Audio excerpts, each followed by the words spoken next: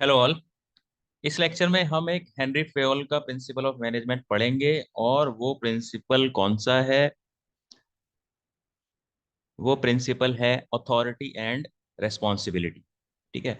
तो एक बिजनेस के अंदर देखो, अथॉरिटी होती है और रिस्पॉन्सिबिलिटी होती है। अथॉरिटी क्या होता है? अथॉरिटी आप किस चीज को बोलोगे? Power to do a job, यानी कि एक काम आपको दिया गया है तो उस काम को करने की पावर भी आपके पास होनी चाहिए, अथॉरिटी भी होनी चाहिए। ठीक है। और रेस्पॉन्सिबिलिटी क्या होता है? उस काम को करने की ऑब्लिगेशन, जिम्मेदारी। ठीक है। तो यानी कि आपको अगर सिर्फ पावर दी गई है काम करने की और आपके पास कोई रिस्पॉन्सिबिलिटी नहीं है तो क्या होगा? आप अपनी पावर को मिसयूज करोगे। लेकिन अगर आपको सिर्फ ऑब्लिगेशन दी गई है, उस काम को करने की पावर नहीं दी गई है, तो क्या होगा? आप उस काम को कर ही नहीं पाओगे। ठीक है, क्योंकि आपके पास उसकी अथॉरिटी नहीं है।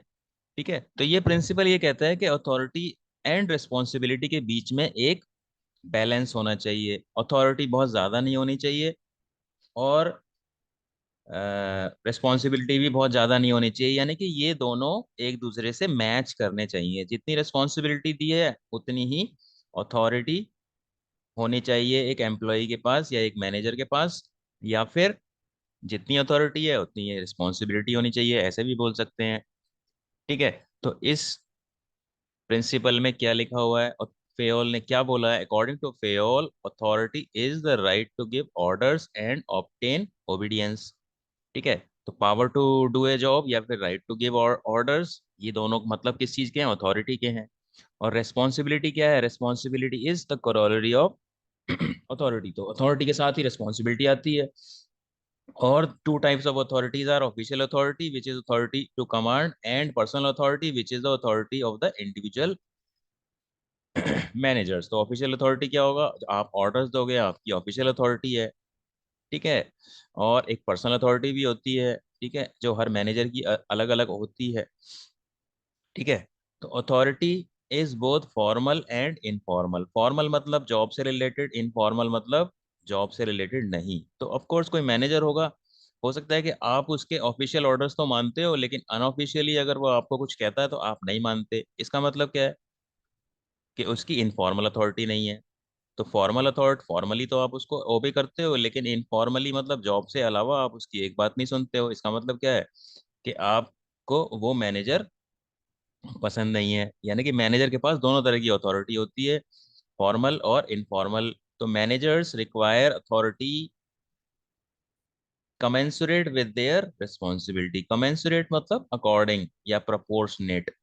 ठीक है। तो जितनी अथॉरिटी दी गई है उसी के अकॉर्डिंग उनको रिस्पॉन्सिबिलिटी मिलनी चाहिए। ना ही बहुत कम रिस्पॉन्सिबिलिटी मिलनी चाहिए, ना ही बहुत ज़्यादा रिस्पॉन्सिबिलिटी मिलनी चाहिए। ठीक है। तो ये प्रिंसिपल क्या कहता है? ये प्रिंसिपल ये कहता है कि there should be a balance between authority and responsibility. अब अथॉरिटी एंड रिस्पॉन्सिबिलिटी होता क्या है हमने ऑलरेडी देख लिया है। An organisation should build safeguards against abuse of managerial power. Abuse of managerial power का मतलब क्या होगा? मैनेजर अपनी अथॉरिटी को मिसयूज कर रहा है, एब्यूज कर रहा है। एब्यूज कब करेगा? जब उसके पास अथॉरिटी ज्यादा होगी, रिस्पॉन्सिबिलिटी कम होगी। At the same time manager should have necessary authority to carry out his responsibility. तो यानी कि ना ऐसा होना चाहिए कि वो इसके पास इतनी अथॉरिटी हो जाए कि वो अपनी अथॉरिटी को मिसयूज करे या अब्यूज करे।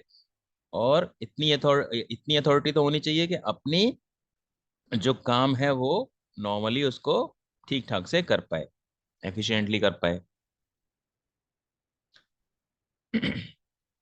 अब इसका एग्जांपल देखो एक। For example, a sales manager has to negotiate a deal with the buyer. She finds that if she can offer credit period of 60 days, she is likely to clinch the deal which is suppose to fetch the company a net margin of say 50 crore. तो यानी कि एक manager को पता चल गया कि अगर वो 60 days का क्रेडिट दे देगी तो उनको एक डील मिल जाएगी, जिस डील में कंपनी का 50 करोड़ का फायदा हो जाएगा। ठीक है। लेकिन प्रॉब्लम क्या हुई? कंपनी ने क्या कर दिया? Now the company gives power to the manager to offer a credit period of only 40 days। ठीक है। यानी कि अगर वो 60 days का क्रेडिट पीरियड दे देगी, ठीक है, तो 50 करोड़ का ऑर्डर मिल जाएगा। क्रेडिट पीरियड किसको देते हैं? हम कस्टमर्स को देते हैं।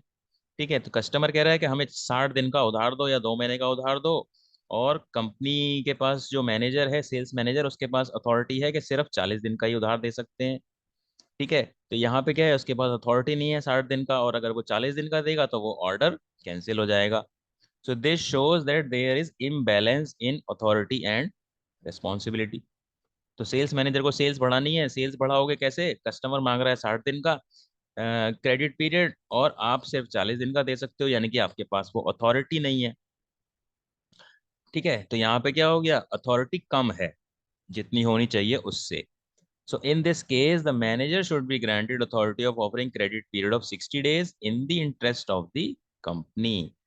Similarly, in this example, this manager should not be given a power to offer a credit period of say 100 days. तो 40 का 60 दिन तो आप कर सकते हो, लेकिन आप 100 दिन का दे दो, ये भी अलाउ नहीं होना चाहिए। ठीक है, तो जरूरत से ज्यादा अथॉरिटी भी देना ठीक नहीं है। ठीक है, a manager should have the right to punish a subordinate for wilfully not obeying a legitimate order. यानी कि मैनेजर के पास इतनी अथॉरिटी होनी चाहिए, कोई एम्प्लॉय उसकी बात नहीं मान रहा है तो उसको पनिश कर सके। ठीक है, but only after sufficient opportunity has be given to the subordinate for presenting his her case.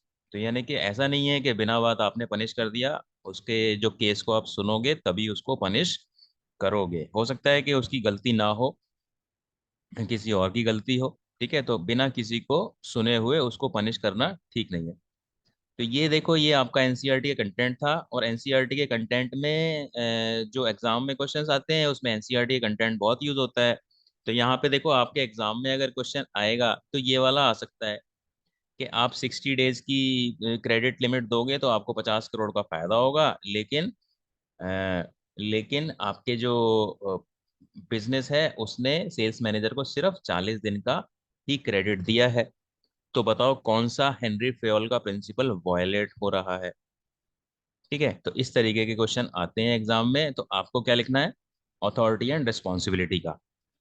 यानी कि उसको सेल बढ़ाने की तो रिस्पॉन्सिबिलिटी है उसकी, लेकिन जब उसको जब उसको ऑर्डर मिल रहा है 50 करोड़ का, वो 40 का 60 नहीं कर पा रहा है, 40 दिन की क्रेडिट पीरियड को 60 दिन का नहीं कर पा रहा है, यानी कि उसके पास अथॉरिटी सफिशिएंट नहीं है। तो ये था आपका प्रिंसिपल, अथॉरिटी एंड रिस्पॉन्सिबिलिटी। तो इसमें मेन इसका जो समरी है वो यही है कि that there should be a balance between authority and responsibility. और अगर ज्यादा अथॉरिटी होगी then it will be misused, और अगर अथॉरिटी कम होगी, रिस्पॉन्सिबिलिटी ज्यादा होगी, तो क्या होगा, the manager will not be able to carry out his work. तो ये था principle, authority and responsibility. So that is it for this lecture, thank you.